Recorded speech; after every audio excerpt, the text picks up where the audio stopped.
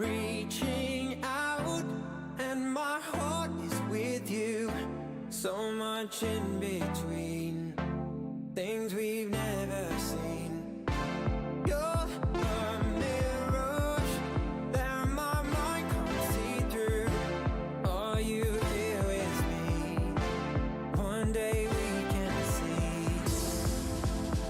And all my life, unbroken waves, but I know that time makes ways. But I know that time makes ways. And all my life, unbroken waves, but I know that time makes ways. But I know that time makes ways.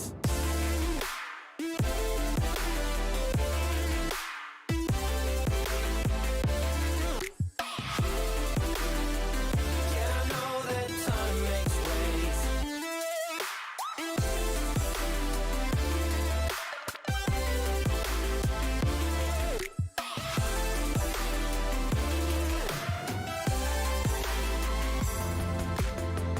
All my life, unbroken waves, but I know that time makes ways. But I know that time makes ways. And will my light be there one day? All I know is frozen waves, but I'm hoping time makes ways.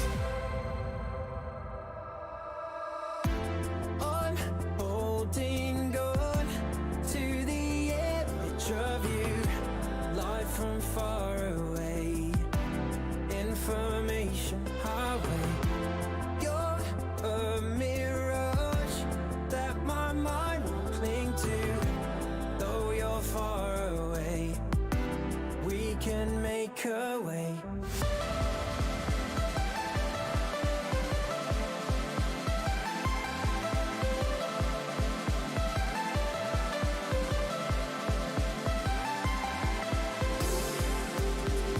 All my life, unbroken ways, but I know that time makes ways.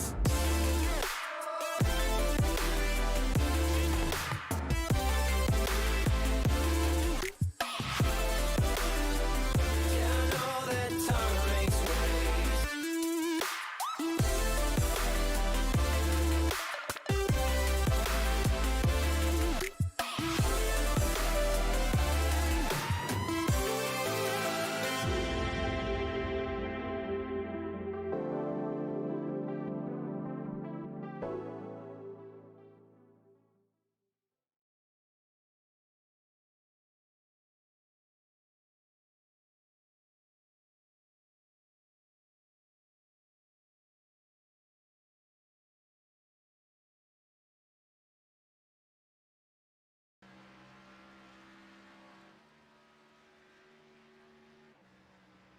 Good evening, everyone, and welcome tonight to Road Atlanta, where we are going to go road course racing here in the FTF Grand National Series, presented by Bar Visuals for tonight's running of the Victory Lap Racing Designs 100. I'm Blake McCandless. I'll be joined by a new guest in the STN booth tonight. I believe, is it your STN debut? Can we call it that, Kevin? I think it is. I mean, I've worked with you guys in the past, but I think this is my first time working with Zach under Zach's banner. Okay, well, welcome to the booth, Kevin. And again, a bit of a different setting here. We've seen a lot of short tracks here in this series, but tonight, heading to the first road course of the season, what do you think we're going to see? Well, we've seen chaos pretty much every single race, especially at the short tracks. It's been the lion's share of the schedule so far. But now we're going to go into the road courses. There's an extensive amount of them we got here at Road Atlanta. I know Spa's on the schedule. Circuit of the Americas is coming up in a few weeks.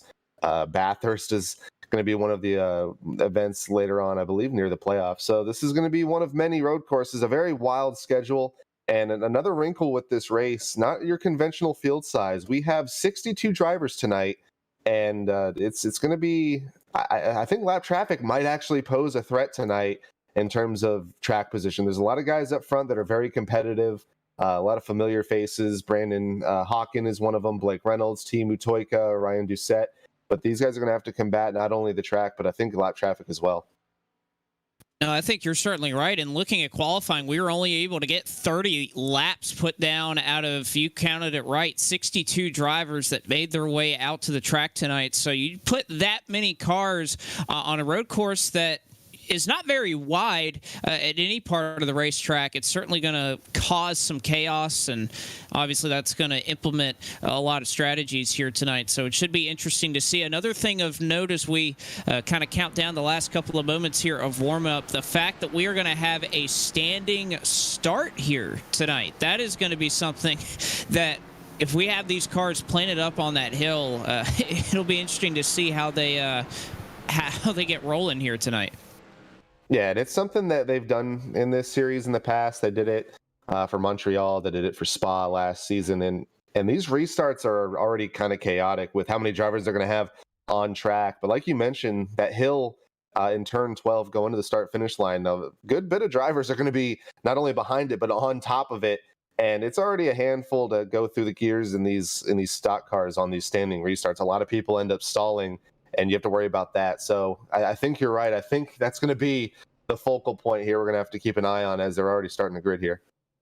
I'm impressed that iRacing even has 62 starting spots. I don't think they ever could have imagined that you'd have that many people out on the racetrack at one time. As we'll take a look at a couple of our front starters here tonight. I don't think we have time to go through all 62 drivers that have gridded up here, but Brandon Hawken, no shockers there.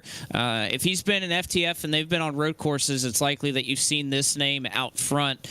No, we broadcast a lot of races, even here on STN, that he has started on the pole from on these road courses. And Blake Reynolds, another tough contender tonight. He'll certainly be one that we have to watch in the 62 bar visuals machine. Timu Toika start third, and actually we're just going to go ahead and get things rolling off right here. Standing start. We'll see how it works. A bad start for Hawken. I don't think he anticipated it. He's going to lose a ton of spots as we head off into turn one here. Yeah, Brendan Hawken having a really bad restart. I believe he's already outside the top five. We got cars off track. Not sure who that is. That's Ryan Doucette. It looks like Nate Stewart is off track. Blake Reynolds in the number 62 is off track. We apologize for the graphics. We're going to do our best here.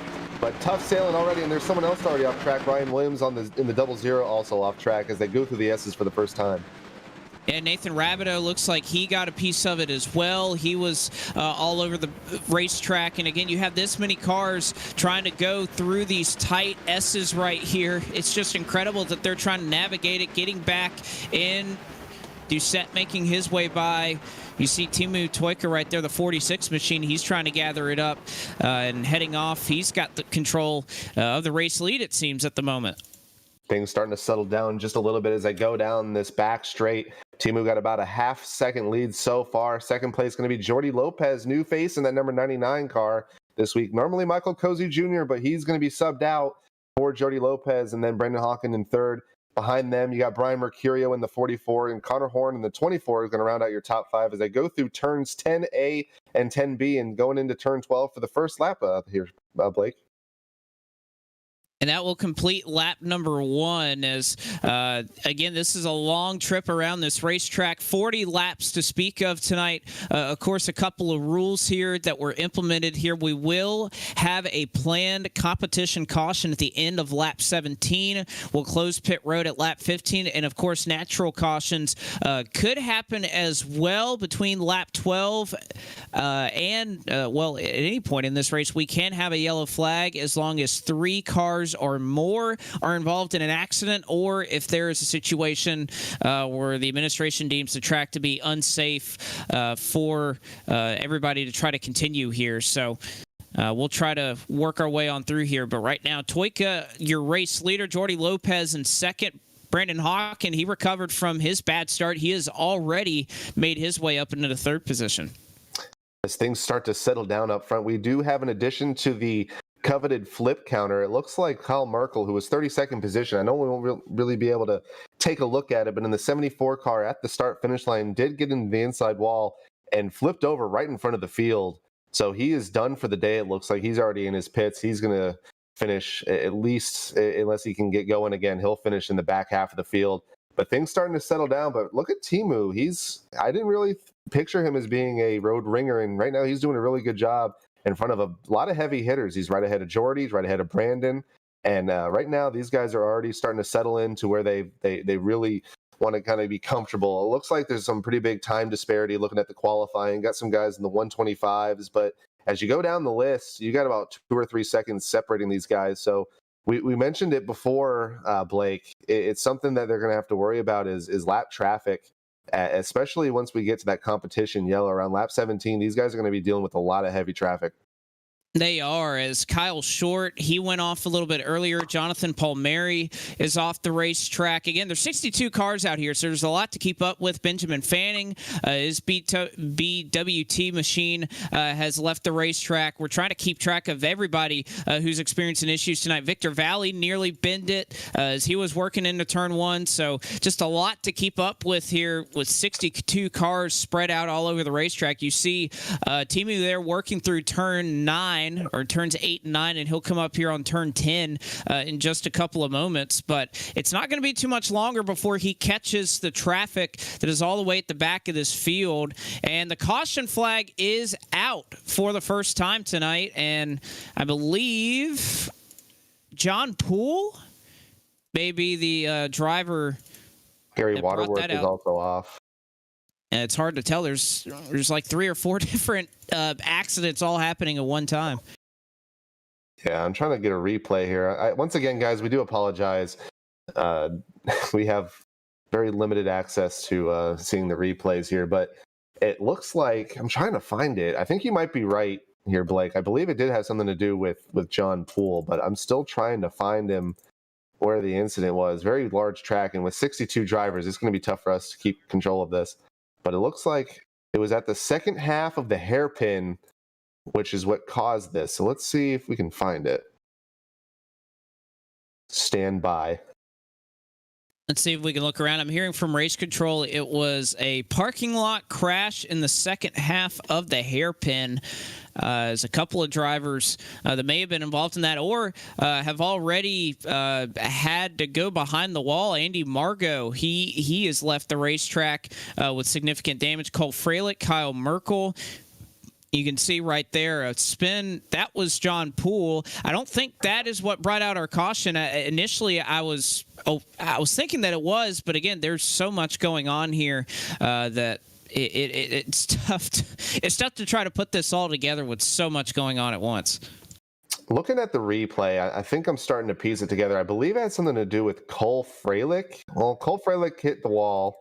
He's someone else we can kind of take a look at. He in the S's got off track and hit the right side wall. He had to go to the pits, but I'm not seeing this incident.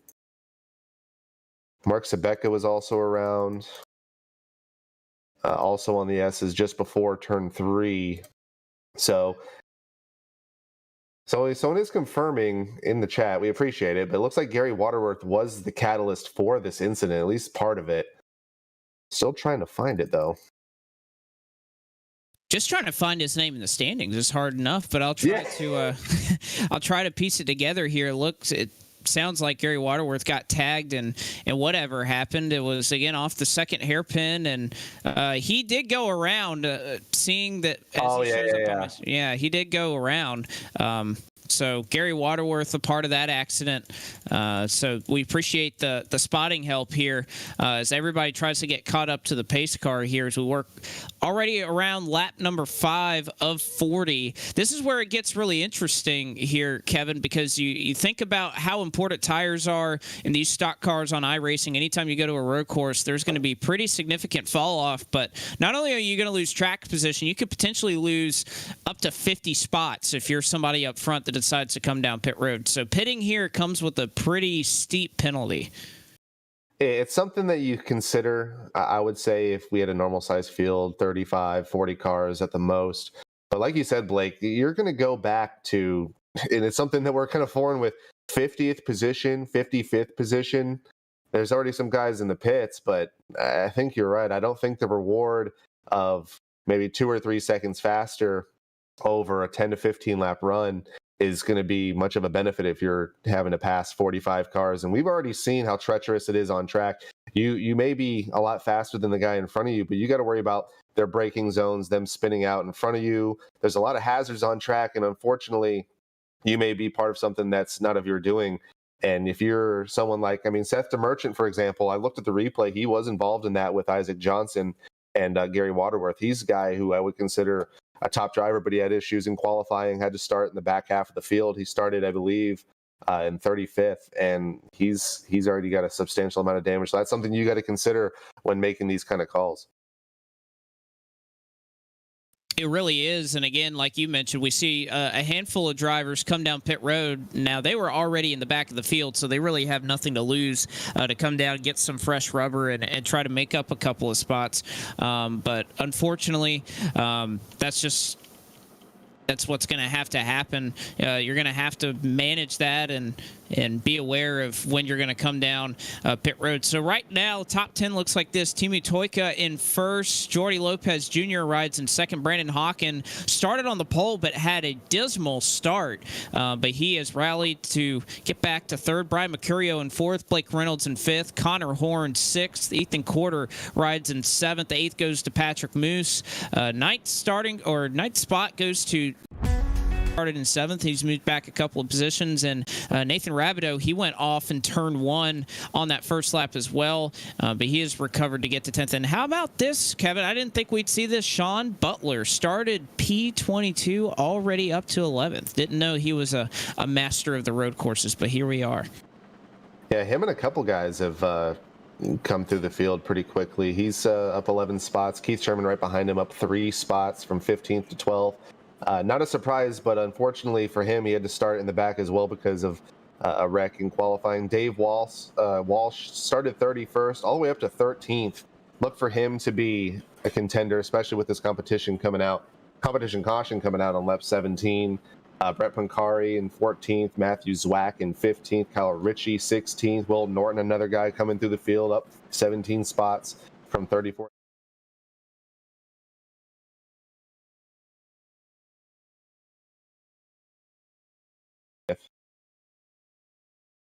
So they made some marks through the field, but a couple of drivers have already fallen pretty significantly. Ryan Doucette started in fourth. He's all the way back to the 36th position. Matt Adams also came down pit road. He started in fifth. He's now in 37th. So some drivers also losing quite a few spots here to try and take tires and get that track position back, as Timu Toika looks like he's going to have control of the lead. And again, we are going to have double file restarts here, so we will have just about or just short of 30 rows of cars here that are going to come and take the green flag. Now, they are going to be spread out all the way from turn 12, really, all the way back to what I would imagine is turns 10A and 10B to take this restart. So you're going to see drivers going down the hill from turn 11 to turn 12 and everywhere in between. So they're going to have no visual here with how many cars are loaded here on this racetrack. And I know I've done a couple laps here at Road Atlanta. Turn one is just not a fun corner if you're not great at these road courses, but going in there side by side with 30 rows of cars, it may not be pretty. And we've already kind of saw that on the initial start. We had about 5 or 6 guys in the top 10 rows or so go off track, and we've seen not only that, they go through the S's, and we've already seen a handful of drivers hit the inside wall, hit the outside wall, I guess the right side and left side wall. So this is going to be a really, hopefully for their sake, not an insane restart, but I think that's what we're going to see here once again, especially with these guys who are trying to take advantage of this restart. I think it's going to be a rare case of getting one besides the competition yellow. Dave Walsh is probably going to look to capitalize. He'll be starting 12th. You got Will Norton back here as well in the 8th row and 16th. So these guys are going to be looking to take this opportunity and get as many spots as they can. But like you said, it's going to be a really bizarre restart. It's almost as if, when you're at like a Martinsville or a Bristol, you're restarting in the corner. You're pretty much driving blind. But in this case, you're about a quarter mile, half mile behind the initial restart. So you pretty much just got to trust the guy in front of you. But it looks like, are we going to be going green this time by? I'm trying to figure that out myself. We went green about 30 seconds ago. Oh. I guess that's well, make sure you're live there on the replay. Yeah. Timu Toika, he did get a start. They have worked it out single file, but one car is already off here as they were looking to enter turn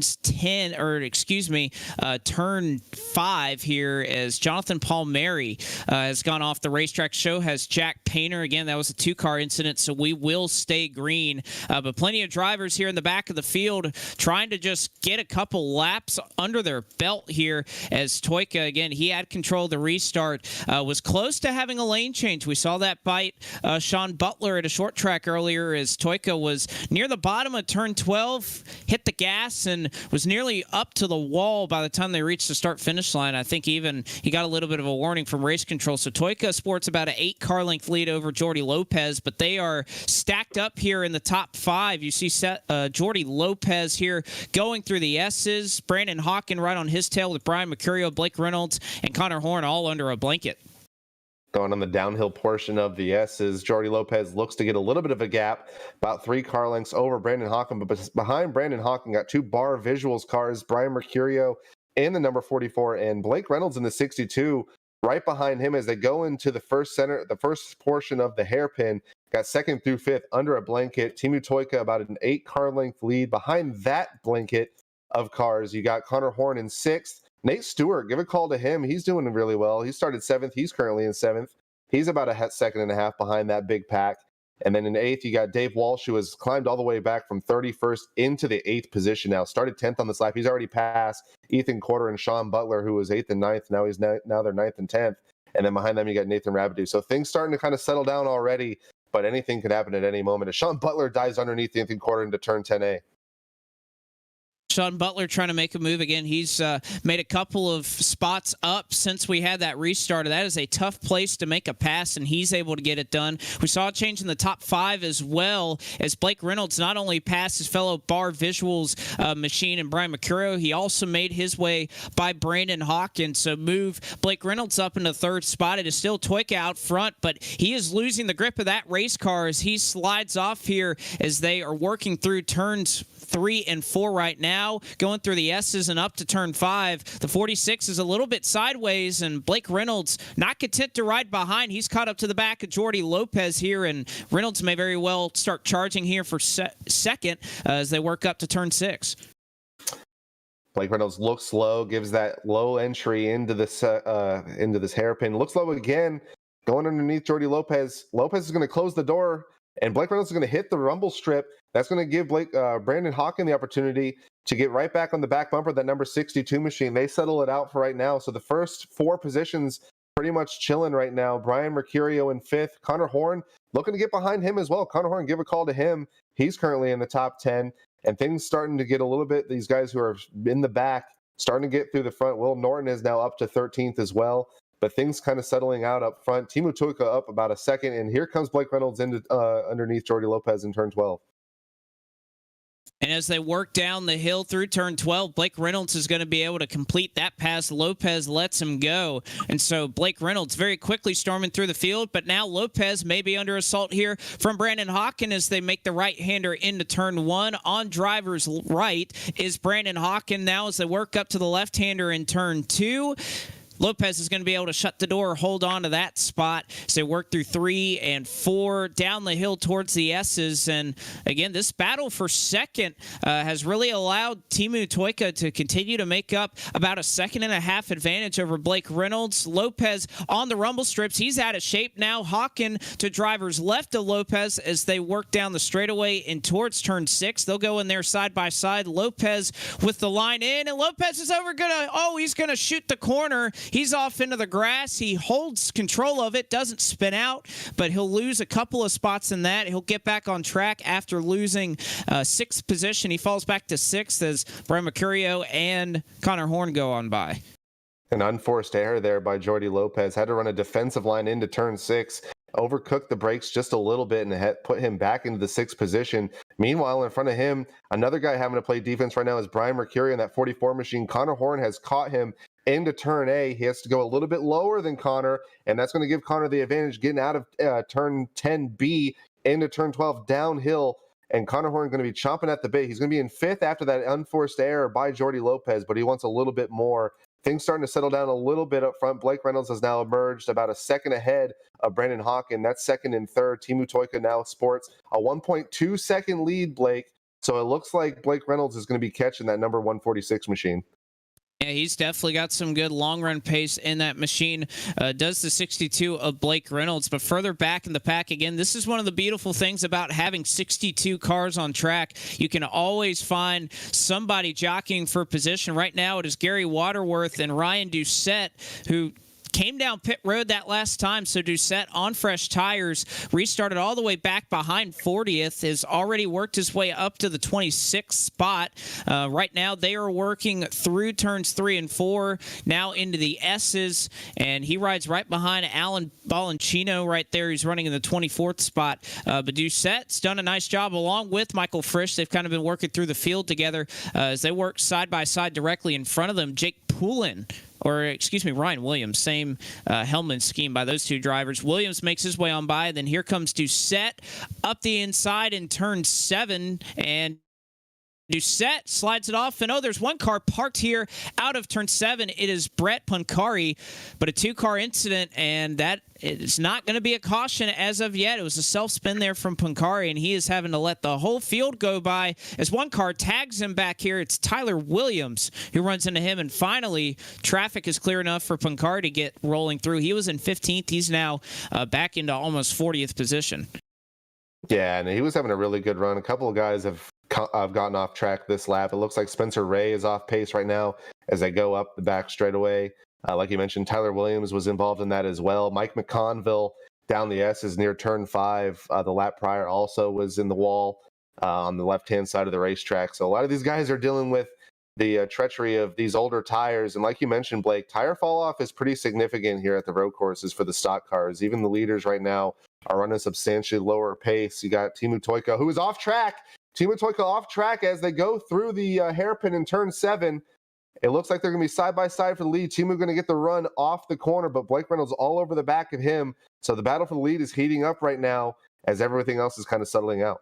I don't think the question of if. I think the question is when Blake Reynolds is going to be able to make his way by the 62 of Toika, who's just lost the handling on that car seemingly the last couple of laps into turn 10A through turn 10B.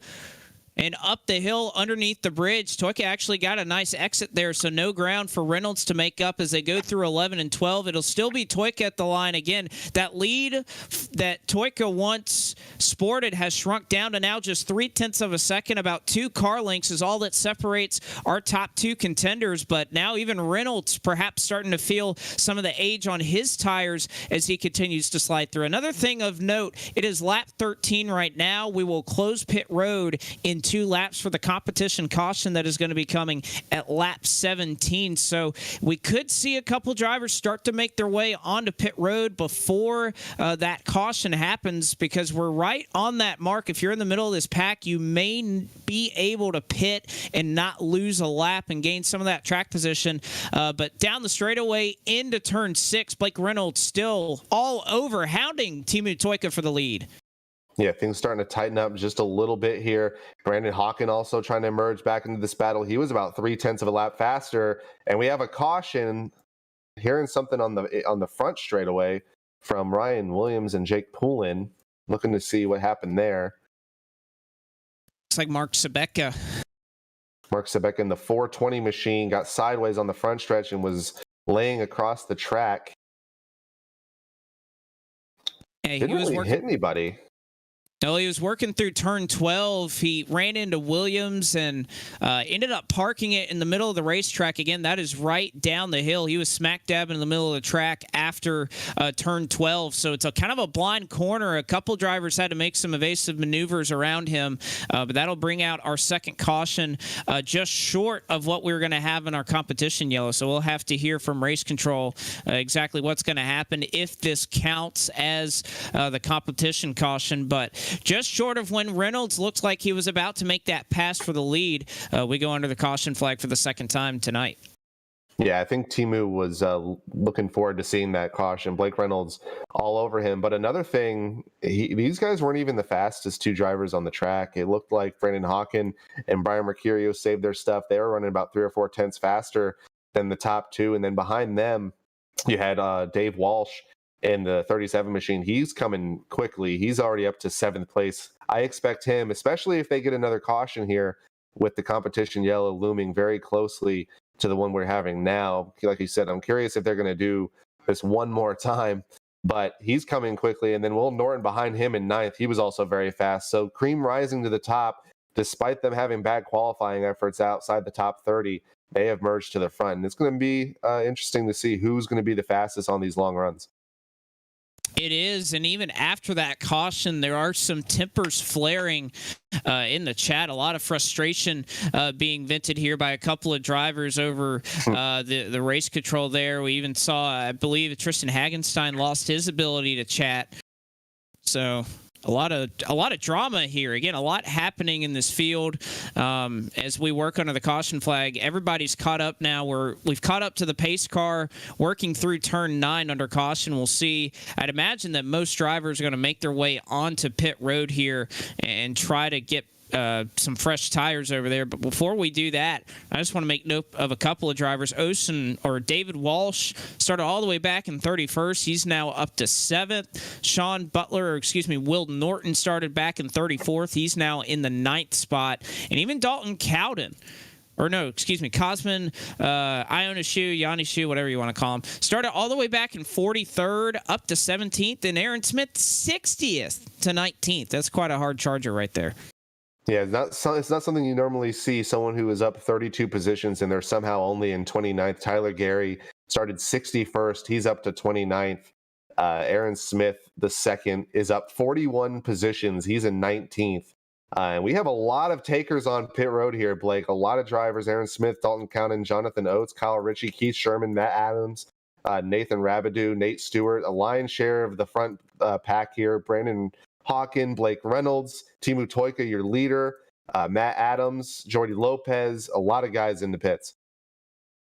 And one driver, Tristan Hagenstein, he overshot his pit stall again. We've seen probably more than anything drivers coming in and exiting at the same time, because you have about 60 drivers that are making their way onto pit road in what is a very narrow pit road entrance. But off of pit road first, it looks like Toika has no issues. He's going to be able to retain the race lead, and everybody's going to have to try and catch back up to the pace car here. That the lights are still on. We'll get word officially if this is going to be or count as the competition caution that we were going to get at the end of lap 17, or whether we'll go about a lap or two, and then get another yellow. I imagine that this would be that competition yellow, but again, we'll wait for official word before we confirm that. But your top 10 looks like this: Timu Toika in first, Blake Reynolds in second, Brandon Hawk in third, Brian Mercurio in fourth, fifth is Connor Horn, sixth Jordy Lopez Jr., seventh is David Walsh, eighth to Nate Stewart, ninth is Will Norton, and right now Sean Butler rounds out the top 10. Again, some of this may shuffle around after they get off of pit road when timing and scoring refreshes at the start-finish line. But this is kind of one of the shorter races of this season, Kevin. When you think about the short tracks we've had, all the heats that we typically run, we're getting close to halfway here. And obviously, Road Atlanta, not one of the not a road course where you're running 2-3 minute laps or anything in a stock car. So this is a relatively quick race, aside from what we usually see in this series. Yeah, I believe last year in comparison, we ran Road America for 30 laps, and that track is about 4 miles long. So like you said, definitely a lot shorter, but the way the S's are here, you still got to wheel this place, and it definitely takes a toll on you mentally and physically, having to make sure you hit your mark. So 40 laps, while it might be a short race on time, these guys are going to have to endure a lot of anguish throughout the race. And as we mentioned before, once things start to spread out, and I did get confirmation, by the way, from race administration, this is going to be considered the competition yellow. So we'll be going green, hopefully to the end, but they're going to be getting side by side here for the next eventual restart. But things are going to be buckling up here and getting more intense as these guys who are in the back are starting to emerge to the front, and laps are running out quickly. We only got 24 to go.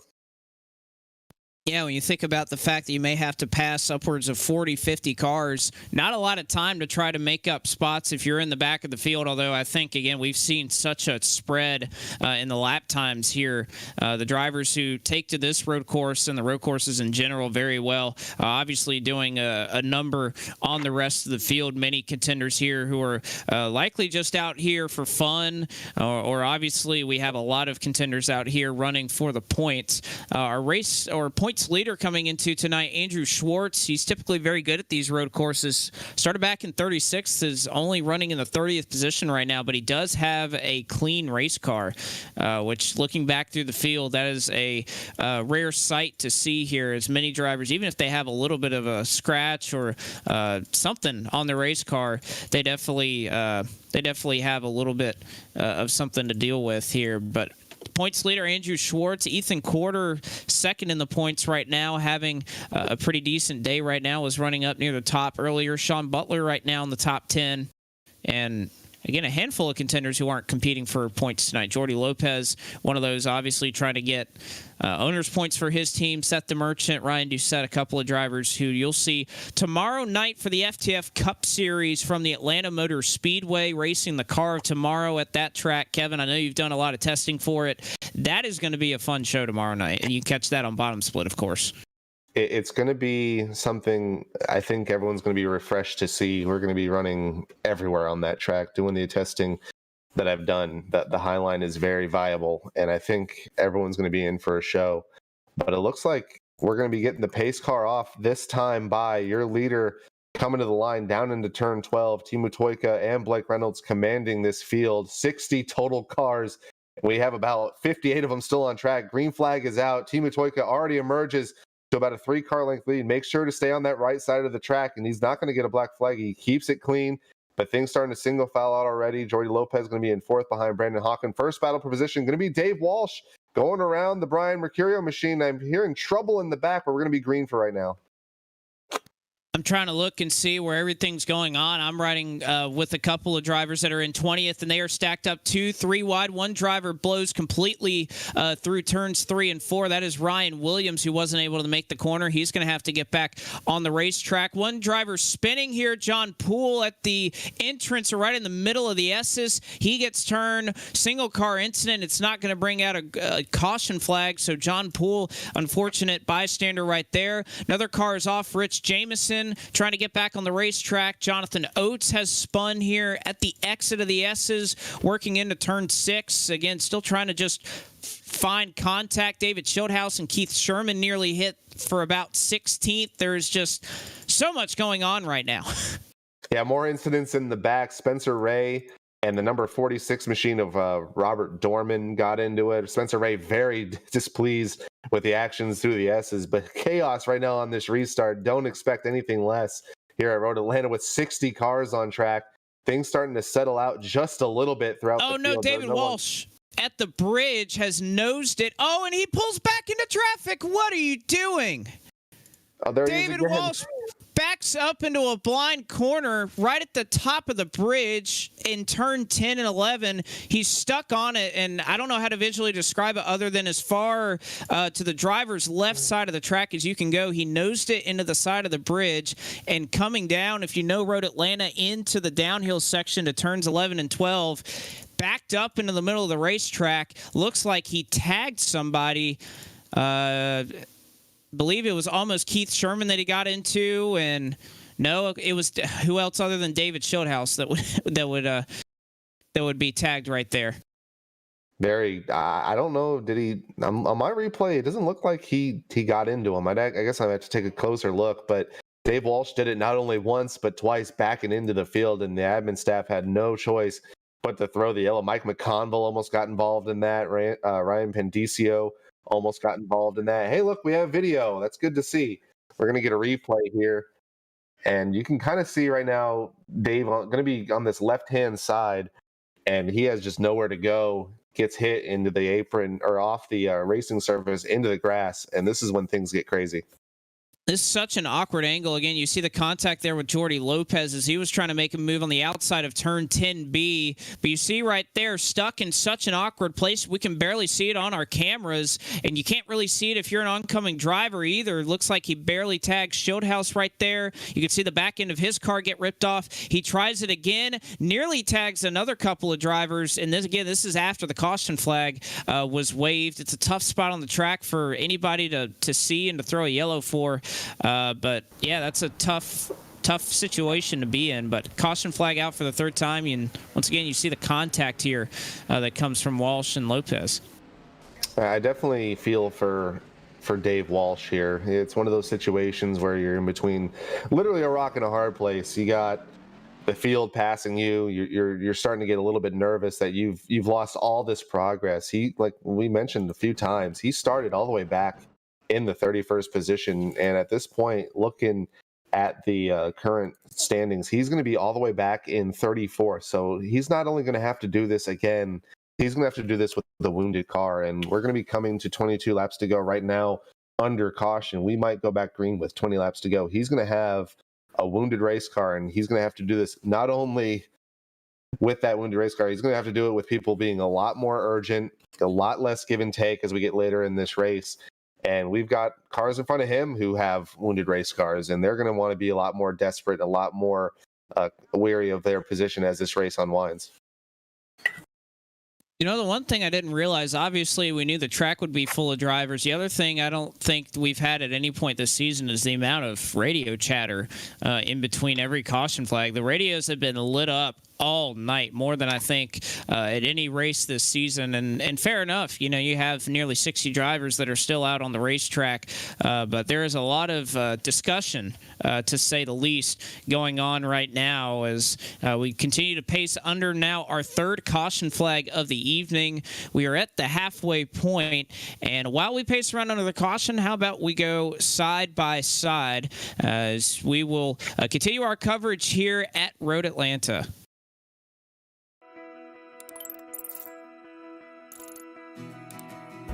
iRacing is a sim racing game that combines a true-to-life racing experience with an online community of virtual racers from all around the globe. iRacing offers a multitude of officially licensed cars and tracks, laser scanned with millimeter accuracy. Their car models and mechanical systems are based on real-world physics, engineered in cooperation with manufacturers and race teams. Their skill license system ranges from rookie to pro, ensuring members are always pitted against those with similar skill sets. Members are able to sign up for a weekly race series, compete in time trials, host a private race with friends, and participate in racing leagues created and run by the community. With over 170,000 members, iRacing works in partnership with renowned motorsports organizations like NASCAR to deliver virtual races based on the real-life NASCAR Cup Series, as well as many other series on the NASCAR ladder.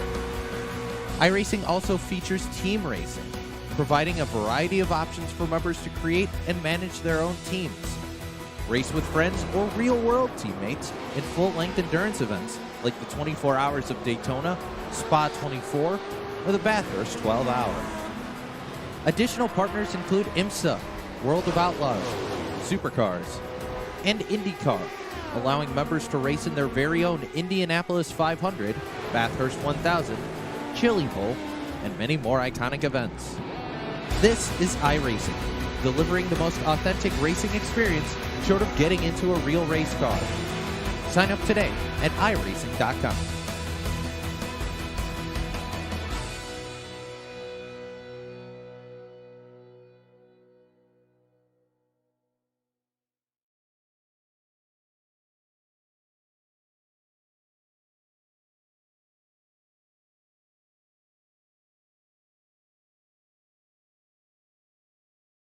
Back with you here from Road Atlanta. Blake McCandless, Kevin McAdams, and Jack Johnson down in our virtual production trailer. Again, we apologize for some of the technical difficulties that we've had bringing you the visual show. We're doing the best we can, trying to give you kind of a play-by-play radio broadcast here from Road Atlanta for the FTF Grand National Series presented by Bar Visuals. And, you know, one thing we were talking about under break there, Kevin, the Bar Visuals machine, the 62, was able to overtake the 46 before we got back under green. So Blake Reynolds, your new race leader.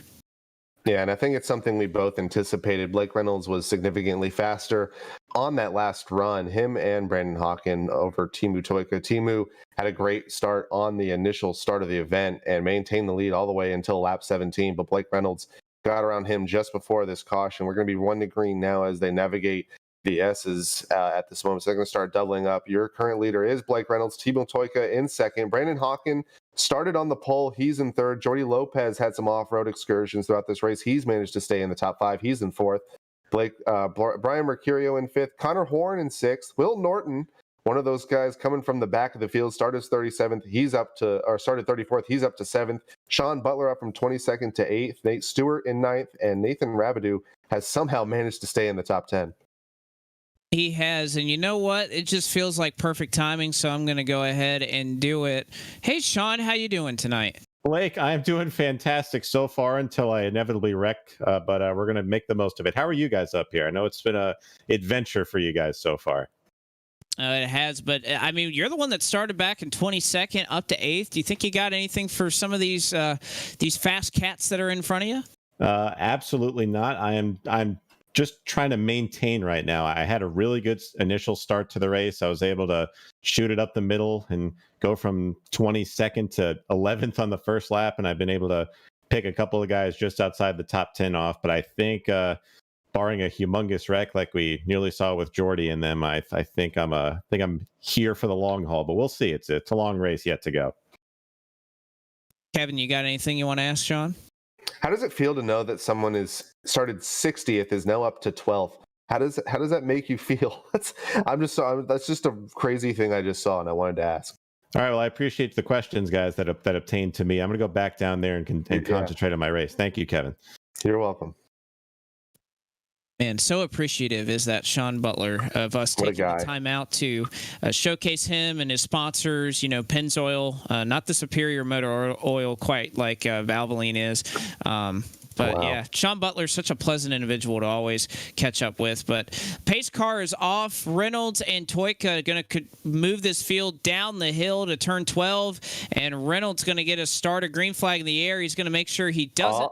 How? That's going to be close. Perhaps a lane change there as he was in the grass by the time that he crossed the start-finish line. So we'll have to see an official word from race control what they're going to do there. But they are side by side for the lead as they head up here through the turns. Toika on the inside, the driver's left of Blake Reynolds as they work through 3 and 4. They're still side by side. Reynolds now finally able to clear him as they hit the S's, but Toika, he's not going away anytime soon, and Brandon Hawken is right on his tail as well. They were side by side on the uphill of the S's. Right now, Blake Reynolds going to have about a 0.3 of a second lead over the 46 machine of Teemu Toika. Brandon Hawken all over the back end of that number 89 machine. But looking at the replay of that restart, Blake, it looks like Blake Reynolds might be getting a penalty. We have to wait for official race control to make that decision, but I didn't see anything that showed that Blake Reynolds tried to give that spot, that position back. He kept it on that left-hand side as they went into turn 1, so we're going to have to wait and see for that. But right now, he's about half a second in front of the field. Tyler Williams, Bryce Andrus, and Luke Breitschoff, a couple of drivers that have spun or gone off the course, but we still remain under the green flag. And again, awaiting word from race control on a ruling for that restart. It looks like for now they're going to let things play out as Reynolds gets about a car length, maybe 2 now as he stretches out and completes this lap. We'll start lap 23. We're already past the halfway mark, and It's time for Brian Mercurio. Oh, he gets into turn 1 too hot. He shoves Connor Horn into the wall. So Horn's going to lose a couple of spots. Now Mercurio going to get back on the track. Sean Butler and Nate Stewart go on by. So making up a couple of spots. Will Norton in the top 5. Sean Butler up to 6th. And now Mercurio sliding all over the place trying to gain control here through the S's. Big loser on that excursion was Connor Horn. Had to navigate through one of the shortcuts down the S's. He is now falling back outside the top 15 in that number 24 machine. So he's going to have to navigate his way back through the field. Around him, he's next to Brian Doucette, who's also trying to get back through the field. Tyler Gary and that 026 car, he started in 61st. He's currently 16th. Oh, someone else is off track. That's Patrick Moose in the 088. That's in turn 7. They're still side by side, but as I was mentioning about Tyler Gary, he has no hood. Man has no hood, and he's in the top 15. So these guys have gone through battles on the tracking. They've already shown the battle scars, but things finally starting to settle down in the front as Blake Reynolds leads. Things have finally settled down, but Lopez going to look to the inside here of Hawken underneath the bridge through 11 and 12. Hawken able to shut the door, but Lopez was awfully close to trying to take third position away from the 89. And I'm kind of surprised, honestly. I thought Brandon Hawken, he started on the pole. He was going to control this race. He's been running up in the top 5, but for somebody who has personally watched Brandon Hawken time and time again, just absolutely dominate anytime we go to a road course, particularly when we have these stock cars. I'm kind of shocked that even though he's a car length back of Toyka for second, who's about another car length and a half back from Blake Reynolds for first as they exit the S's. I'm still kind of surprised that we haven't seen Hawken get back up to the race lead. Yeah, he's definitely someone who's on my short list. If I had to pick somebody to run a stock car on a road course, he would definitely be on it. But right now, Blake Reynolds showing the lead right now, and he might be holding back. Something that happened last year at Montreal between these two was tire conservation in that 89 machine. He saved tires. He kind of chilled for the first 75% of the run, and then he kind of let it loose in that last 25%. And we saw that on that short run before the competition yellow. Him and Blake Reynolds were the fastest guys on track. And even then, Brandon Hawken was about 0.3 faster. So look to see that 89 machine. I think he might be holding a little bit back. Look at that 89 machine around maybe 5 or 6 to go to start attacking. But looking around the field right now, first battle for position, looking like it's going to be between Nate Stewart and Sean Butler. That's going to be for 6. Sean Butler, a little bit of a mistake into turn A, and through turn 12A and B, it looks like Nate Stewart going to get that 6th spot. Yeah, it looks like Butler overran the entry to 10A, and that allowed Stewart, who hit both those sets of corners perfectly, 10A and 10B, to make his way by. So Stewart takes advantage for 6. Rabideau going to try to do the same to Sean Butler here in to turns 2 and 3. Butler able to nose ahead just before they hit that set of corners, but Butler just doing everything he can to try to hang on to those spots. One guy I want to give a shout out to, Dalton Cowden, right now, running in 12th. Kind of quietly worked his way up through the field, but doing a nice solid job here. He's got Connor Horn, who just passed him. And again, Horn ran off track with issue from Brian Mercurio just a couple of moments ago. So he's trying to collect it back up. And even Michael Frisch, who lost a ton of track position, starting to make his way up, is now Cowden off through turn 6. He's going to lose another couple of spots to both Michael Frisch and Patrick Moose there through turn 7. A little bit of a broadcaster's curse there on Dalton County. We apologize to him in that Anaheim Mighty Ducks 117 machine. Another guy I mentioned briefly on the caution, Aaron Smith, the second, started 60th. He has now made it into the top 10. He's in 9th. He was very fast in practice.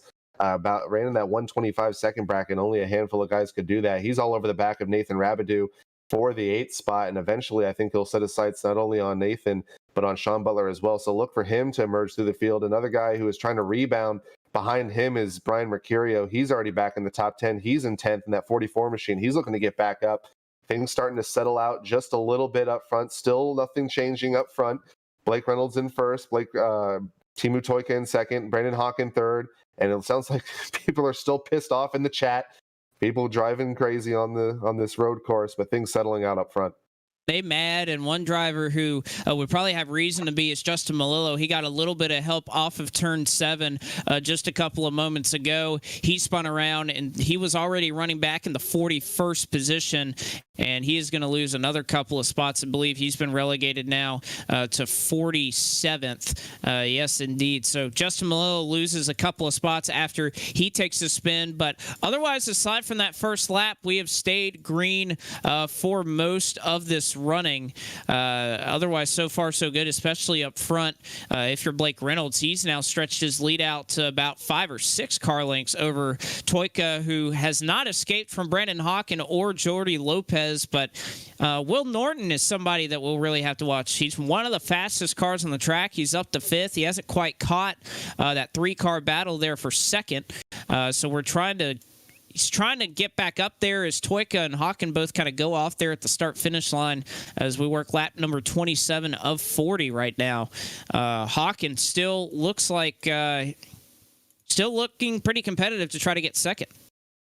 Yeah, he's right now in the 127 second bracket, 127.1. In front of him, Timu ran a 127.3. Blake Reynolds in his own zip code right now ran a 126.6. So he might be using the newness a little bit too early and quickly in that 62 machine. He's now emerged out to a 1.13 second lead on the rest of the field. But like you said, Will Norton started 34th. He has got a clean race car, a very rare clean race car right now as he goes into turn 6. He's 3 seconds back of the leader. Behind them, a pretty big gap between him and Nate Stewart. Nate Stewart in 6th. Our first battle for position looks like it's going to be between Nathan Rabideau and Aaron Smith the second. Aaron going to get the advantage over Nathan. And someone that we were talking about right before, Brian Mercurio, is also back on the move. He was in 11th. He passed Aaron Smith and Nathan on that last lap, so he's trying to emerge back into the top 10. Things starting to settle out a little bit. And looking back, it looks like things are kind of chilling right now. Matt Adams and who is this? Kyle Ritchie are having a battle. That's for 20th. So things starting to kind of relax. And I'm curious, Blake, I don't know if we can make it on fuel. Do you think these guys are going to be pitting here with around 30 or with around 10 to go? It could be very close on what these drivers are able to make here on fuel. Of course, we last saw these drivers on pit road at it's been about 8 laps or so since we saw them pit right there before that competition caution. They ended up being the caution. So it's been about 10 laps, maybe about 8 or so on green flag, under the green flag. So I think I wouldn't be surprised. I'm not quite sure what the fuel window is here at this road course, but you'd have to imagine that we are going to be close. And I think that's what the competition caution was in place for, to kind of have everybody be able to get to the end. But since we pit early, the competition caution came a little bit beforehand. We might be close for a couple of these drivers making it on fuel. And I don't think that's going to make too much of a difference in the running order because we see such a wide disparity in the times being run. Blake Reynolds still obviously the fastest car on the racetrack. He's a full second or two faster than some drivers that are out here. But it could be interesting if you're running at about 10th or so. Could you be thinking about maybe going to the end and making those tires last if you can get it there? Yeah, it's something I'm curious to see as well. If pitting, I'm not 100% sure of the Delta. It's not a very long pit road here at Road Atlanta. If the Delta justifies gaining the track time back on new tires, we've already seen these guys are about 2 seconds off pace after about 8 or so laps on these tires. So once we hit around 20 laps, I'm sure these guys will be well off the pace, 3, 4, maybe even 5 seconds, especially if you're in the back half of the field. It might be an advantage to do it if you're 20th or so, but I think you're right. I believe if you're up front, you pretty much have made your bed, and they're side by side right now for second. Timu Toyka got off the track, I believe, on turn 3. Brandon Hawken looked to capitalize. He was forced onto the rumble strip as he took the right-hander. So a little bit of action right now for second. That gave Jordy Lopez the opportunity to close up. But Timu Toyka going to hang on to the second position for now. Brandon Hawken has to concede that opportunity for the moment as he's going to settle back in third. Well, and again, Toyka off the racetrack here through turn 6 into turn 7. Hawken looking for any bit of grip to try and get around the 46, but they run nose to tail dead even. They're going to work down this long straightaway. Perhaps Hawken, he is right behind the 46, so he may get a little bit of draft here at Road Atlanta. He's going to peek to the outside here to driver's right. Now he swoops around to driver's left as they work into turn 10A here. What does Toyka do? Hawken hard on the charge, overruns the corner, doesn't get into the 46. Hawkins sliding off. This is a work under the bridge. Here comes Jordy Lopez to the inside of Hawken. He'll take away the 3rd spot, and Toyka hangs on for 2nd. So now 3 cars under a blanket at the start-finish line, but Toyka holds on to 2nd.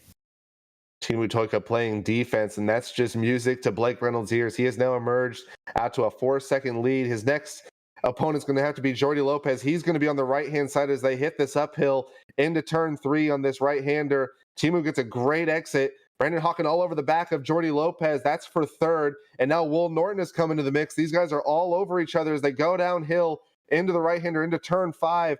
And Teemu Toyka going to get a little bit of breathing room as he goes onto the straightaway right before turn 6. But he gets a little bit off corner, hits the apron, hits the rumble strip, and they're going to be nearly 3 wide. Jordy Lopez on the left-hand side, and he's going to dive in, and Teemu's going to take the defensive line. He's loose. Brendan Hawken gets into the back of him. Jordy Lopez has the advantage on that outside line. Here comes Will Norton side by side with Brandon Hawken. They're going to be side by side for 2nd and side by side for 4th. This is a 4-car pack for 2nd as Lopez on the outside of turn 7. The 46 just ailing for rear grip right here. Hawken now to the left side of Teemu Toyka here as they work down the long straightaway through turn 9 and into turn 10. Hawken is going to have enough to clear Toyka, but now Toyka charging on the outside of 10A, runs Hawken pretty close there. Hawken gets out of shape off of 10B. He has to save it onto the rumble strips. He's going to lose another spot there to Will Norton. So Norton goes by for 4th. Toyka is just doing everything but wrecking that race car off of these corners. Jordy Lopez away by about 8 car lengths over the 46. Will Norton now over the back trying to take advantage of the 46 car that is just sliding all over the place. Teemu Toyka now in 3rd. He is 4-wheel drifting around pretty much every single corner. Caused Brandon Hawken to make a little bit of a mistake back in turn 10A. He is now fallen back into the 5th position behind Will Norton, who is now in 4th.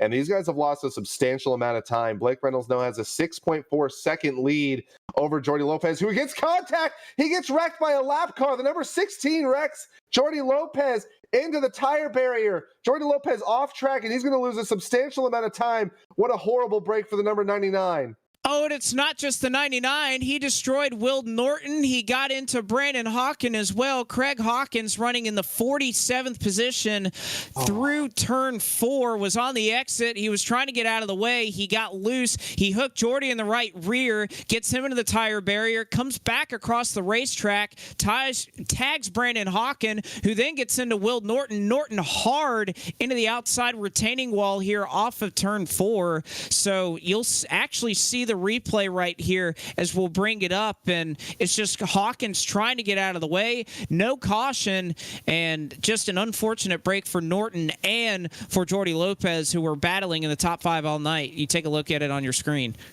Yeah, just nowhere for the 99 to go. Craig Hawken doing, I guess, his absolute best to get out of the way, but you got to realize there's the leaders behind you. Unfortunate events for the number 89 and the 25 and the number 99 of Jordy Lopez. That completely changes the fabric of this race. Blake Reynolds has now almost a 10-second lead over these guys. Tough break for that number 25. He no longer has a front end. He's fallen back all the way to the 15th position, and he's going to go to the pits. But that's a tough situation getting around these lap cars. And we talked about it a little bit, Blake, that these lap cars could be playing a big role in this finish, and it looks like it really has.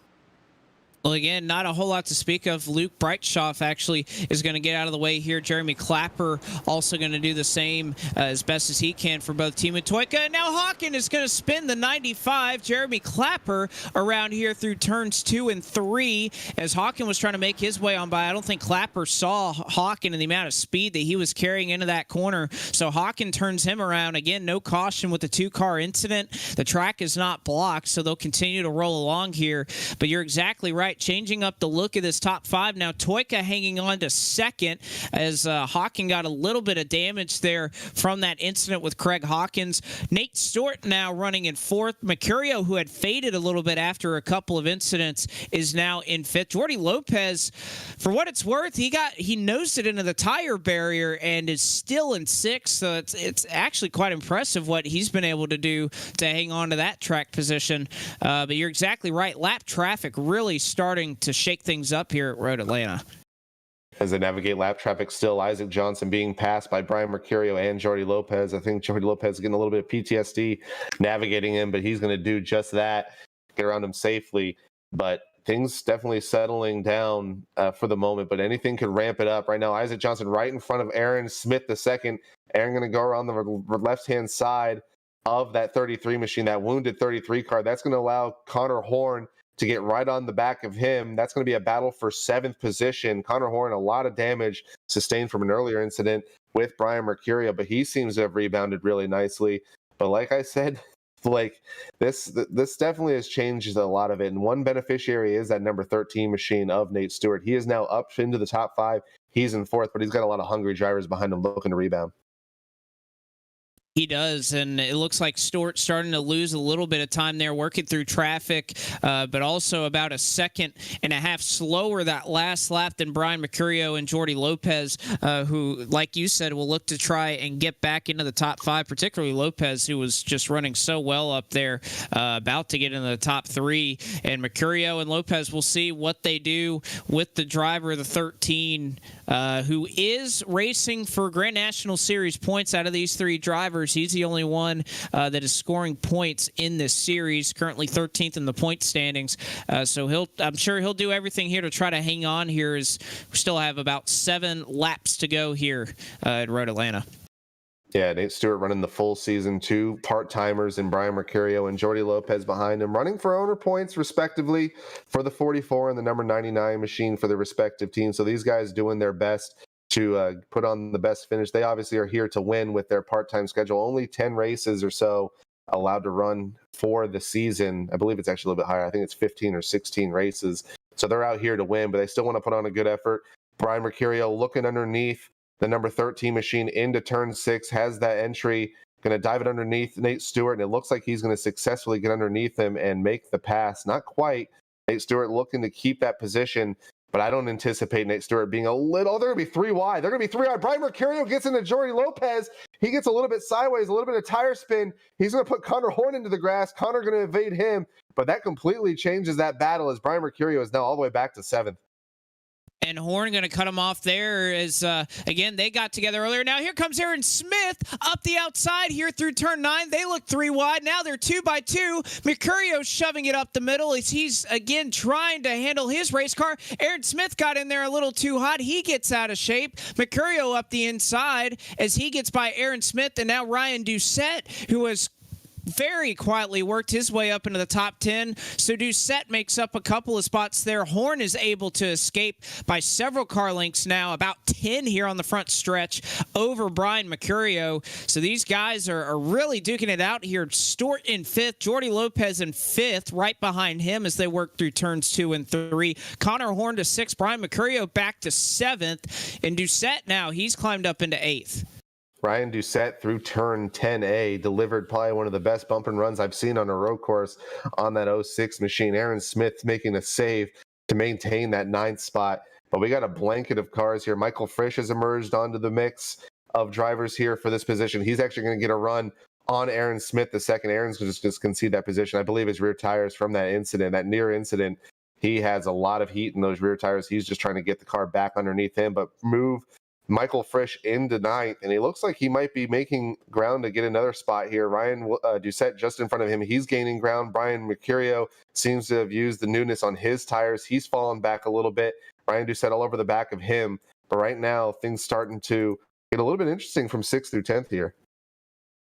They really are. These guys not getting away from each other. We'll see Doucette here. He'll work to driver's left all the way as far left as you can go. He's trying to look for that exit out of 10B, but he does not set up that corner properly. He allows Michael Frisch underneath the bridge through turn 11. Frisch is going to go through unchallenged there. So unfortunately did not set up the pass the way Doucette had wanted, as Frisch gains 2 spots there. He goes up into 8th. Doucette back to 9th. One car bended in turn 1. That is Robert Dorman. He was already a lap down. He is 6 laps down. He's running in the 51st position.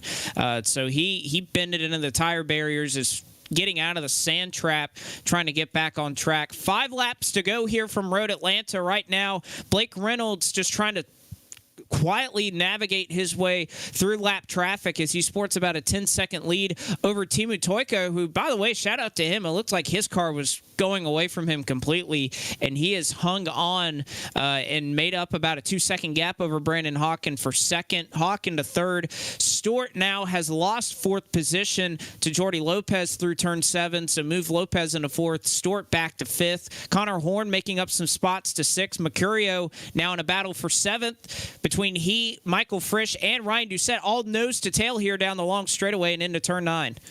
Brian Mercurio blocks left. Brian Mercurio blocks right. Michael Frisch going to try to get that entry onto the outside here to get on the turn 10B to be on the right-hand side of Mercurio. Doesn't look like he's going to be able to do it. Mercurio and Frisch both overshoot the corner. Here comes Doucette on the left-hand side to take advantage of that. He's going to get on the outside of Michael Frisch and take over that 8th spot for the time being. Brian Mercurio has about a 5-car length lead now over the number 77 machine. Gets a little bit loose. So does Doucette. Doucette in the grass as he goes to the start-finish line to make it 4 to go.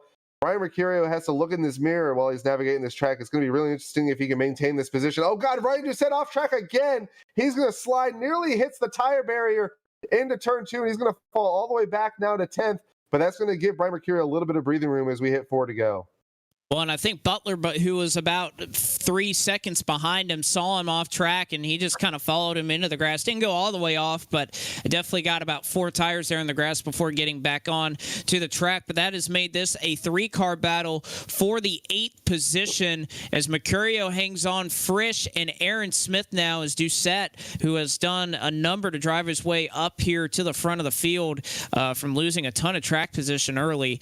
Unfortunately, he has fallen back, and there's just not the laps left, I think, for Doucette to try and make it back up. But I'm looking at this battle for 8th between Mercurio and Michael Frisch.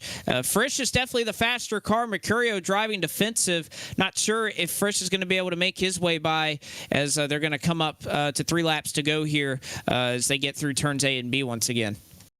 Something that I've definitely seen throughout this race, there is definitely some sort of draft effect, at least the illusion of it down that backstretch. You can gain about 2 or 3 tenths if you have a bit of a run on the guy in front of you. Michael Frisch does just that, gets about 2 car lengths behind that number 44 machine of Brian Mercurio. Ethan Corder pissed off in the chat, not sure what he's mad at, but he's throwing obscenities in the chat to somebody. 3 laps to go here. Brian Mercurio having to play defense as he goes uphill.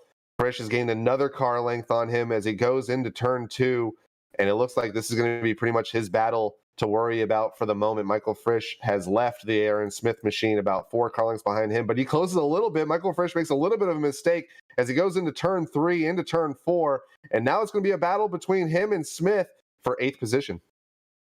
And again, that last time through turns 2 and 3, Reynolds about got tagged by Ryan Naraki, who was spun there. No caution flag came out, but that was a hairy moment there for Reynolds, who just wants to get to 2 to go and then see the white flag to try to end this thing. Side by side, though, for 5th, Connor Horn into Nate Stewart as they were working down the straightaway. Horn doors him in here, and I know we've seen Nate Stewart. He doesn't really take too kindly to bumps. We'll see here. Horn able to make his way by for 5th. They work into turn 10A. About 5 car lengths ahead is Connor Horn. We'll see what Stewart tries to do here through turns 10A and 10B. Doesn't look like he's going to be able to handle it. Horn sliding off the corner under the bridge as they take the stripe to 2 to go. And obviously on the radio chat, Stewart did not appreciate that. So we'll see if anything else happens here these last couple of laps. Yeah, I thought for a moment Connor Horn was going to be pretty much in the clear to have to worry about that 13 machine. He pulled off about a half second ahead after that contact, but he has now since lost that momentum and that gap. Here comes Nate Stewart back right. He's right on him as he goes into that right-hander right behind the number 24 machine. We might be seeing a little bit of a payback in the making as they go into turn 4. Nate Stewart only about a car length behind. He gets a great run here into turn 5, and he's going to be all over the back of him. Let's see if Connor can make a mistake. He does not. It looks like Nate Stewart going to lose a little bit of ground as they go into turn 6. That gives Connor Horn a lot of space here into turn 6. Not have to worry about that number 13 machine having to do a dive bomb on him. Behind them, things have kind of settled out between 7th, 8th, and 9th. But the current battle right now is going to be for that 5th spot. It was, and honestly, Stewart made up that ground and then lost it all on the exit of turn 5 there. Had done a nice job to kind of get back to the 24, but now they work down that long straightaway. Connor Horn has a little bit of draft, but our eyes look forward to Blake Reynolds here, who has taken the white flag here, and so we will not be slowed by a caution. 12.5 seconds over Timu Toika now, who runs in second. All Reynolds has to do is just bring her home right now, and obviously he'll be in a good position here, but we'll keep our eyes on this battle for 5th and the battle for 7th right behind them, as Frisch was actually able to make his way by Brian Mercurio there as they came to 1 lap to go. Oh, Michael Frisch almost got into the back of Jeremy Clapper, the lap car. That would have spelled trouble for him, but he gets around him safely. Now Brian Mercurio going to have to do the same thing. Oh, Horn ran off. Oh, Connor Horn is off track, and no, it looks like Nate Stewart has 5th. Well, he ran off the track. He gave up the spot to Nate Stewart, but it's still about 2 car lengths is all they have, as they are now through the S's off of turn 5. This is where Horn has been stronger. So Horn went off in turn 1. He's gained it back now down the straightaway towards turn 6. It's about down to a car length now. Will we see any love lost between these two competitors yet again, as Horn and Stewart, a little bit of smoke in front of them. It's Cosme and Eshu, but he's collected it back up. Horn with the good exit off of turn 7. They're side by side. They have to miss a lap car. Here they go. Oh, Stewart gives him the door. Connor Horn back 2 car lengths as Nate Stewart feeds him the door. We'll see what he has now into turn 10A. Here comes Michael Frisch with Connor Horn. What does Horn do into 10A to Nate Stewart last time by? And it looks like he's not going to have anything for him. Stewart's going to be able to hang on. It was Blake Reynolds who took the checkered flag. Timu Toika in second, Brandon Hawk in third, Jordy Lopez in fourth, but what a battle there for 5th. Nate Stewart ends up winning it over Connor Horn. Michael Frisch ends up getting all the way up to 7th as Connor Horn finishes in 6th. And again, no love lost between the 24 and the 13 right there. Something we were talking about right before was the eventual payback, and it looks like Nate Stewart did it at the opportune time. Nothing really Connor Horn could have done at that moment. So give Nate Stewart credit where credit is due. Perfectly executed payback, if I've ever seen it, from that number 13 machine. He gets his first top 5, I believe, of the year here at Road Atlanta, and it looks like there's more retaliation. It looks like Cosmin Yuneshu is wrecking the 13 on behalf of Connor Horn. But great win by Blake Reynolds. He led this race pretty much flag to flag once he got that lead from Timu Toika. So give him the win. We're going to get some replays here of the action of these last few laps here, but a great win by Blake. It was a nice job here. You can see Reynolds kind of doing a little bit of showboating here at the end, trying to slide around and whatnot, as he definitely had the fastest car here tonight. Qualified second, got the lead, and never really relinquished it here as the Bar Visuals machine goes to victory lane here in the race in the series rather, that they sponsor. So Blake Reynolds, your winner tonight, and we have a long list to go through here with the amount of cars, 60 of them, that ended up taking the green flag in this one. Blake Reynolds wins. Second goes to Timu Toika. Third to Brandon Hawken. Fourth, Jordy Lopez. Fifth was Nate Stewart. Sixth, Connor Horn. Seventh was Michael Frisch. Eighth went to Brian Mercurio. Ninth was Aaron Smith. And Ryan Doucette, after late trouble, fell back to the 10th spot. Alabama Ballacino started 35th up to 11th. Sean Butler recovered from that incident. He finishes in 12th. Nathan Rabideau 13th. Matthew Zwack finishes 14th. Ryan Williams substituting for Jake Poulin finishes in 15th. Jonathan Oates was off track a handful of times. He ends up in 16th. Gary Waterworth in 17th. Seth the Merchant, another driver who had a lot of tough breaks early on. He will finish in 18th. Dalton Cowden finishes in 19th, and starting 42nd up to 20th, 024 machine of Mike McConville. Ethan Corder was 21st, 22nd to Keith Sherman. David Schildhouse finished in 23rd. 24th was Victor Valley. 25th to Kyle Ritchie. 26th was John Poole III. Matt Danson finished in 27th. Lucas Plosel in 28th. Tristan Hagenstein, the final car that was on the lead lap, in 29th. And Roger Gregory rounded out the top 30. Going through the rest of the lap cars, Tyler Williams will finish 31st. Isaac Johnson will finish in 32nd. Ryan Naraki almost got into it with the leader there. He finishes in 33rd. Jack Painter in 34th. Ryan Pendicio will finish in 35th. Rich Jameson in 36th. Cosmin Yaneshu, he will finish in 37th. Jonathan Palmieri, didn't talk about him a lot tonight. He had a clean race. He will finish in 38th. Matt Adams in 39th. And Tyler Gary, after starting 61st and making it almost into the top dozen, he will fall back all the way to 40th. 41st, unfortunately, Justin Malillo. 42nd, Luke Breitschoff. 43rd was Kyle Short. 44th to Kyle Merkel. 45th, don't get to say this too often, was Jeremy Clapper. 46th to Andrew Schwartz. 47th was Craig Hawkins. Bryce Andrews finished up in 48th. 49th was Robert Dorman. And 50th, so strong there up into the top 5, was Will Norton. And I'll just take this the rest of the way, because I don't think I'll ever be able to say some of these numbers again. 51st was Spencer Ray. 52nd, Patrick Moose. 53rd was Will Klein. 54th, David Walsh. Mark Sebeka was in 55th. 56th was Brett Pancari. 57th, Benjamin Fanning. Tyler Landon was 58th. 59th was Cole Freilich and Andy Margot. 40 laps down. I believe a start and park effort there for the 48 car of Andy Margot. He finishes in 60th. That was your 60-car field here tonight that completed laps. Josh Kosick and Matt Spalding, they did not complete a lap. But at the end of it all, out of those 60 competing tonight, it was pretty clear that Blake Reynolds was the best of them. And Blake, what an effort out there. Seemed to really clean up tonight.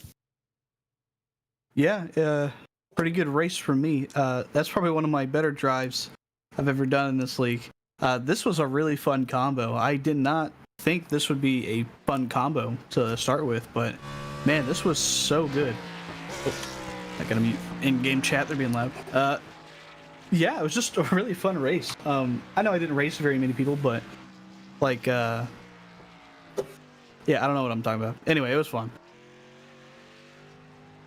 Well, Blake, I always wonder how much experience just in road courses in general plays into this, or if you've liked this track for a long time. What do you think kind of helped you stave off some pretty strong competition, who's always strong in these stock cars when we talk about Brandon Hawkin, Tumu, all these guys. What do you think was the difference for you tonight? I've been on here a long time, since 2013, and this was always something I felt like I excelled at, or it was kind of like the thing I tried to perfect. So anytime I hear there's a stock car going to a road course, I'm usually there. I think I just know, like, I've done a lot of races in these kinds of cars at these kinds of tracks, especially when it's this hot. This track was slick tonight. Any little pedal of the throttle without the right, putting weight where it needed to be, weight shifting, you were definitely sliding around. It was very difficult, but a real treat as well. As you know, I know, Blake, you love hard driving cars. Same with you, Kevin. You guys love driving cars that are slipping and sliding and just having a good time, making time is how I would describe it. Yeah, I would say just a lot of experience in racing this kind of stuff.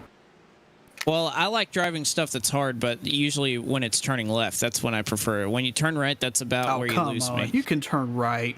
Turning right's fun.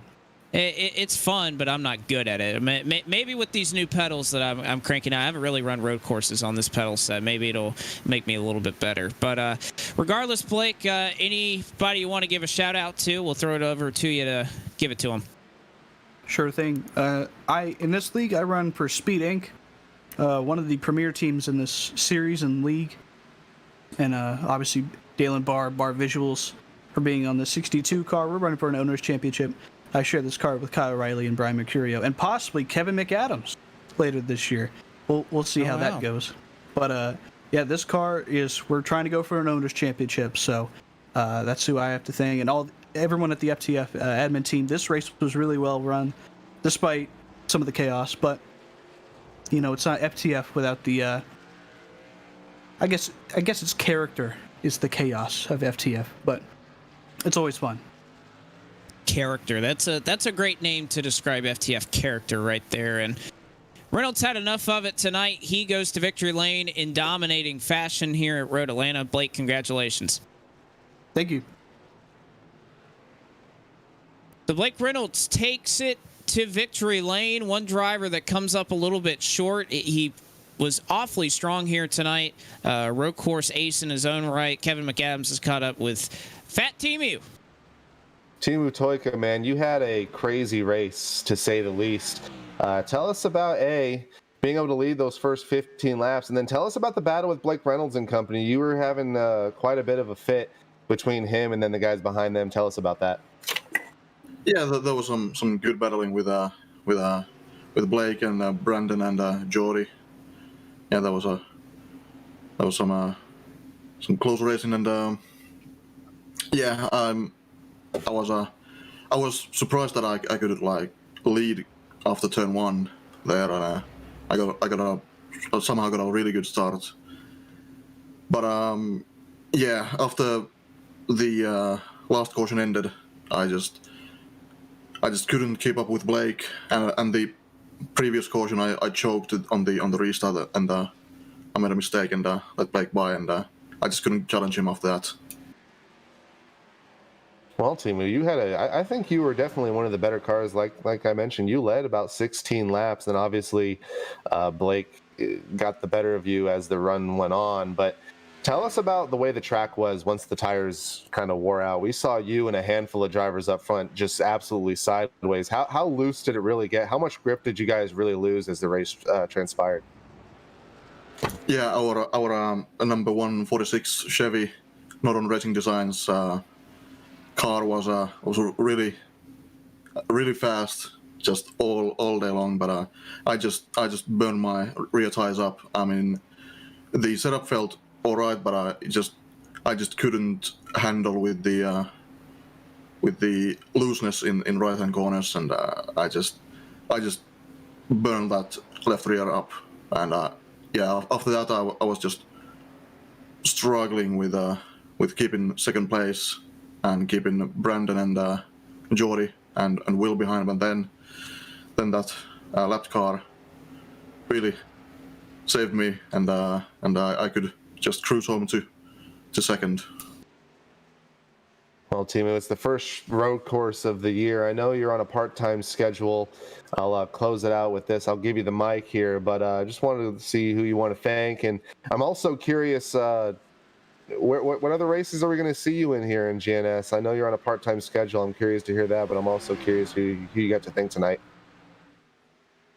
Yeah, I have to thank my team Nexus Esports for the great support. I have to thank Peace Setup Shop for the amazing setup they gave me tonight, and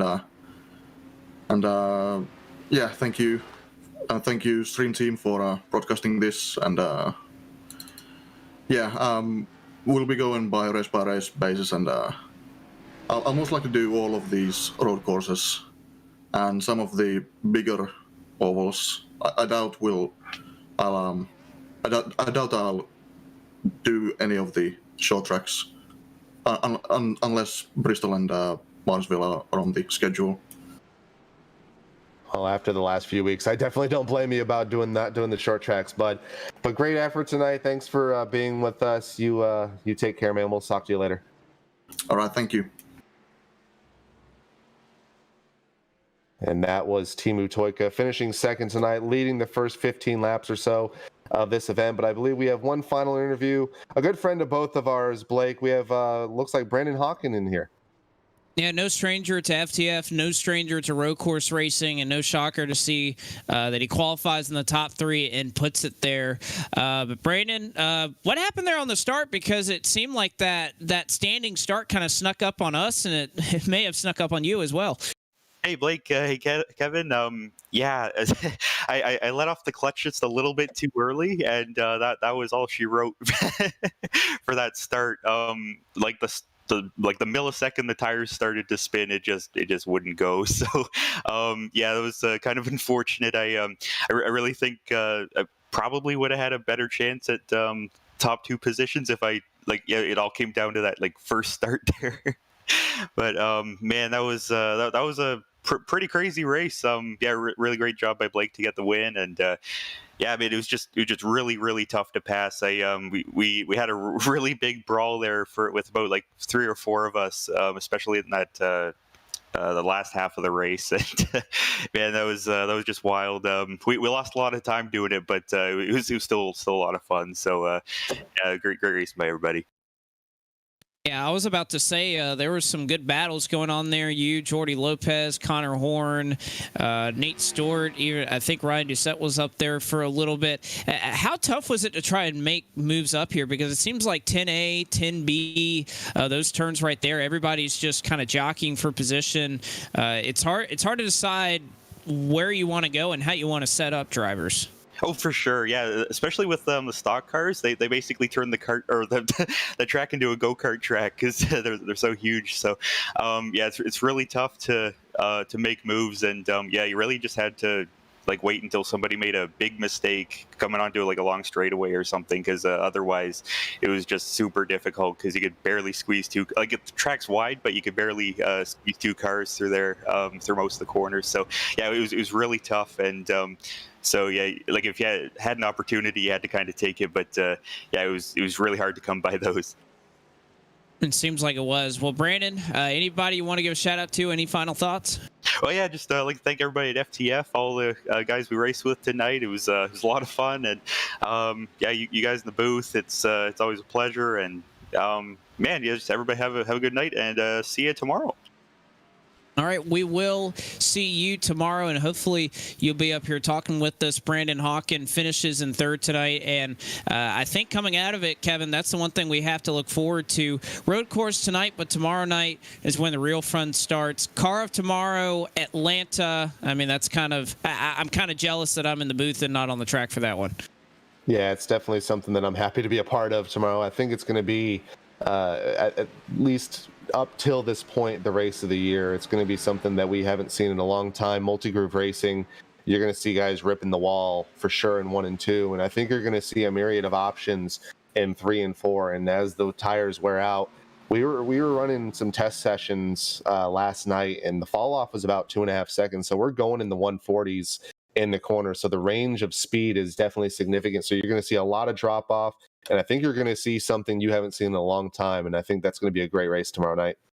I think it will be. And again, that will be on bottom split. Coverage for that will begin at around 8 p.m. Eastern time tomorrow night as they'll get the COTs rolling from Atlanta. What you're going to see next here on STN, obviously, we'll roll around next week with our cycle of FTF Super Speedway League coverage presented by STN. That will get rolling off from the Michigan International Speedway next Friday night, 9 p.m. Eastern, right here on STN, Twitch, and YouTube.